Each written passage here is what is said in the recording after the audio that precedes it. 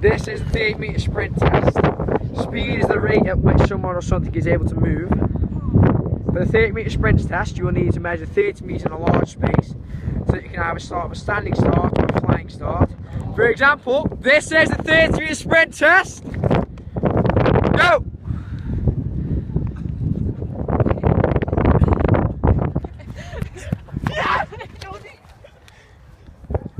As you can see, you do the test between in a track with four cones to mark out a lane. You run as fast as you can, the quickest you can between the track. If you have a flying start, the person will begin to run before he reaches the start of the test, which is the cones, or a standing start, which Joe Mays just showed you. You have standing still. For the test, you need cones and a stopwatch, and either a whistle if you want to, or you can just shout so you tell them when to start. You run as fast as you can over the 30 metres.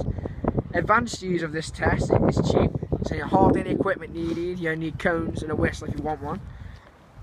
So the equipment is minimal. Skill level: it's easy to understand. You don't need much. You don't need to explain much. And time takes less than 20 seconds, less than 10 seconds for most people.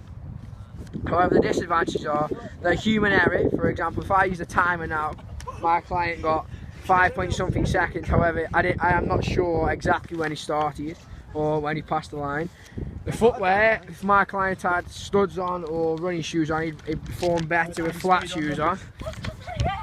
Facilities: you need a wide open area, preferably more than 30 metres, so you can do a flying start as well as a standing start. And the weather: if it's windy, you may be affected. If the wind's behind you, it may increase your speed. However, if it's against you, slow down. Joe, do a flying start now. This is a flying start of the test. Go! As you can see, he's already at top speed before he get the cones. Help him get better in the test. Reliability: make it more reliable if you had better shoes or good shoes.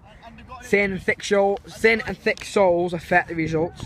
If you have thin sole and a light footwear, you're able to run better. Whereas if you have a thick footwear, heavy shoes, it'll affect the test.